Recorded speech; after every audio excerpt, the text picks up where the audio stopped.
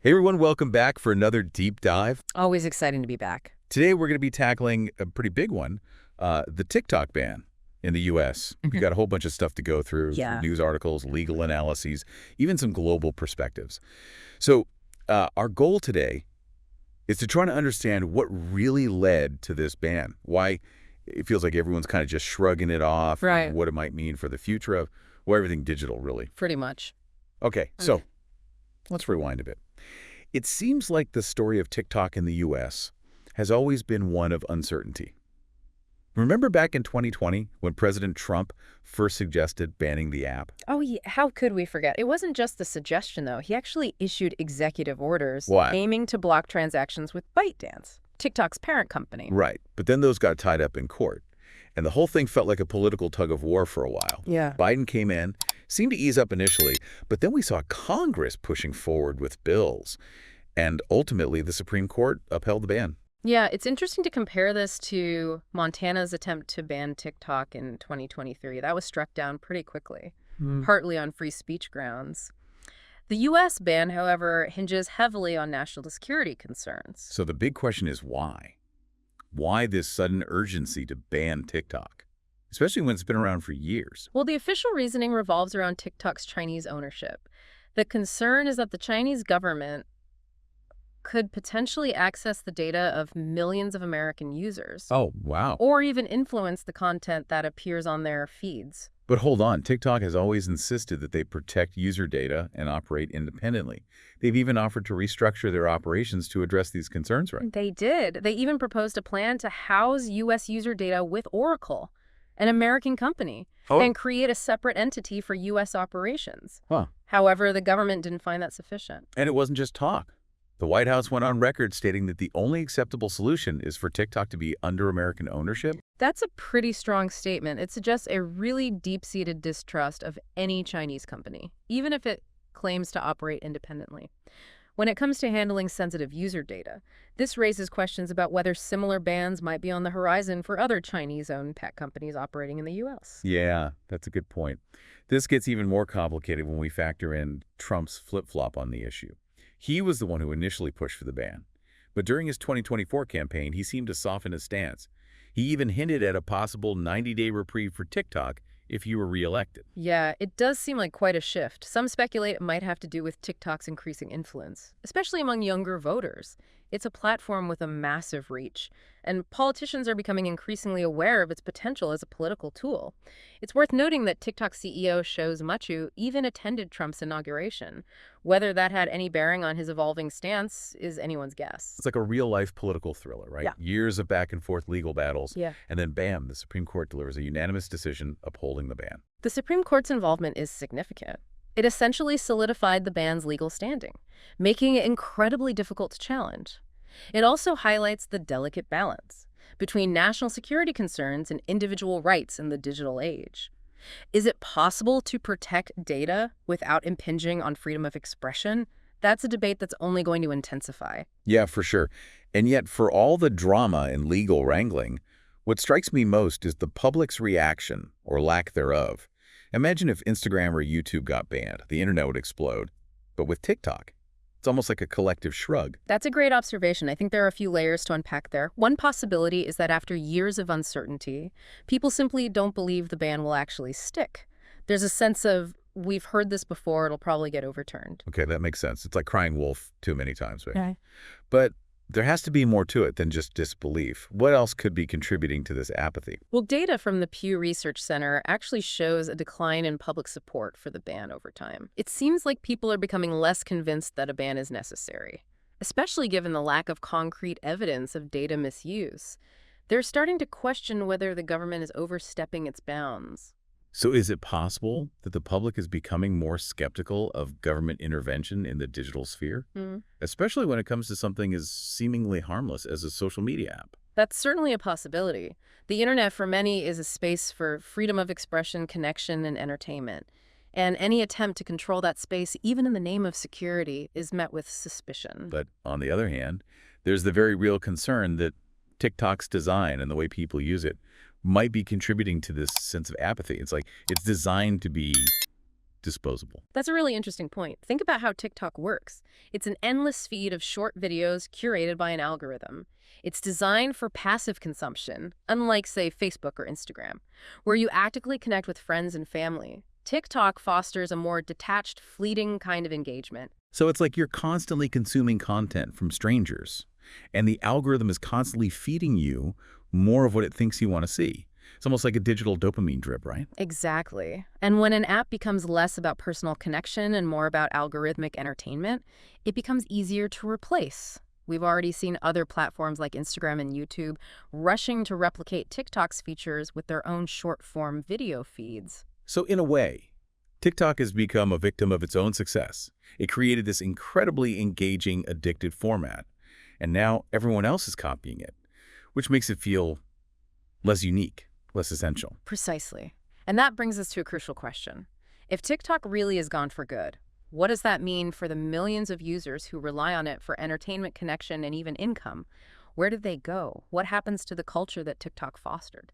That's a huge question, and one we're going to dive into in just a moment. Stay with us. Yeah, stick around. It's fascinating to think about where all that creative energy goes. We've seen TikTok trends spill over into music, fashion, even marketing. Does that innovation just disappear? Or does it migrate? Like, are we going to see a flood of former TikTokers taking over Instagram Reels or YouTube Shorts? And will those platforms even be able to capture the same magic? That's the million-dollar question. It's possible that TikTok's absence could actually lead to a diversification of content. Maybe creators will be forced to get more creative to find new ways to express themselves and engage their audiences. That's almost like a digital extinction event, right? Certain species of content might thrive, others might struggle to adapt, and then there's the question of what happens to the creators themselves. For some, TikTok was more than just an app. It was a livelihood, a platform for their voice. Absolutely. And this brings up a crucial point about the power dynamics of these platforms. When one platform becomes so dominant, what happens when it's suddenly gone? Are creators left scrambling to rebuild their audiences and their incomes? It's like their entire world is built on this one platform, and then poof, it vanishes.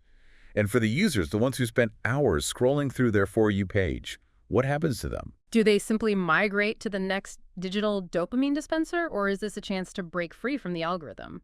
Maybe they'll rediscover other forms of entertainment or even start creating their own content. It's almost like we're being forced to rethink our relationship with social media, to Yeah. be more intentional about how we consume content, and maybe even more critical of the platforms themselves. That's a really important point. This whole situation has definitely sparked a broader conversation about digital well-being. How much time are we spending on these apps? How are they shaping our perceptions of the world? And what are the potential downsides of relying on algorithms to curate our entertainment and our information? It's easy to get swept up in the entertainment aspect, Mm. but we can't forget the very real national security concerns that fueled this ban. The potential for data access and influence by the Chinese government was a major driving force. Right. And whether those concerns were valid or overblown, they highlight the geopolitical tensions surrounding technology and data in the 21st century. It's like a new kind of Cold War where data is the weapon and algorithms are the battleground. And the TikTok ban in the U.S. is just one example of this. We're seeing similar debates and regulations popping up in other countries. Governments are struggling to find the balance between promoting innovation and protecting national interests. It's a complex web, for sure, and it's one that raises profound questions about the future of technology, globalization, and even democracy. How do we ensure that technology serves humanity rather than the other way around? How do we protect individual rights without stifling innovation? It's a lot to wrap our heads around. But I think by exploring all these different facets of the TikTok ban, we're starting to see a bigger picture emerge. It's not just about one app, it's about the forces shaping the digital landscape we all inhabit. And as we navigate this new landscape, it's important to remember that we have agency. We can Yeah. choose how we engage with technology, what information we consume, and what platforms we support. So as we move towards the close of our deep dive, let's shift gears a bit. What if the disappearance of TikTok isn't just an isolated event, but a sign of a larger shift in how we consume and interact with media? Now, that's a thought-provoking question. We've seen how TikTok's short-form, algorithm-driven content has influenced other platforms. Is it possible that this type of content, this way of consuming media, is reaching a saturation point? Maybe we're starting to crave something different, something more authentic, more meaningful, less dictated by algorithms. Or maybe we're just on the cusp of a new wave of technological innovation. one that will completely transform how we create, share, and experience media. Think about virtual reality, augmented reality, the metaverse. All these emerging technologies have the potential to create entirely new forms of digital entertainment and social interaction. And perhaps the disappearance of TikTok will create space for these new technologies to flourish. It's like clearing the way for the next evolution of the digital landscape. It's certainly an intriguing possibility. The end of one era could very well mark the beginning of another, and that's the beauty of technology. It's constantly evolving, constantly pushing the boundaries of what's possible. So as we bid farewell to TikTok, let's not dwell on its loss, but rather embrace the potential for something new, something different, something better. I completely agree. And who knows, maybe this shift will lead to a more balanced, more conscious, and ultimately more fulfilling digital experience for all of us. That's a hopeful thought and a great note to end on. Yeah. But before we wrap things up completely, I want to circle back to one final point. We talked about TikTok almost becoming disposable because of its imitators. But what if the real issue is less about TikTok itself and more about the way we interact with all these platforms? You mean beyond just the short form video format? Exactly. Is it possible that we're reaching a saturation point with the whole algorithm-driven, hyper-personalized internet experience? It's a fascinating question. We've seen a lot of discussion lately about the filter bubble effect, echo chambers, Yeah. and the potential downsides of having our online experiences so tightly curated by algorithms. Maybe people are starting to crave more authentic interactions, more diverse perspectives, a sense of agency in what they consume and who they connect with. There's also the issue of digital overload. We're bombarded with information and content from all directions, and it can be exhausting, perhaps. The disappearance of TikTok, even if temporary, will give people a chance to step back, breathe, and reassess their relationship with the online world. It could be an opportunity to rediscover slower, more intentional forms of media books, long-form articles, in-person conversations, or maybe it'll spark a wave of innovation as creators and platforms explore new ways to engage audiences without relying solely on algorithms. We've already seen hints of this. Platforms like Substack and Patreon are gaining traction, offering creators more direct ways to connect with their audiences and build sustainable businesses. And there's growing interest in decentralized social networks where users have more control over their data and their online experience. So maybe the TikTok ban, in a strange way, is a catalyst for positive change.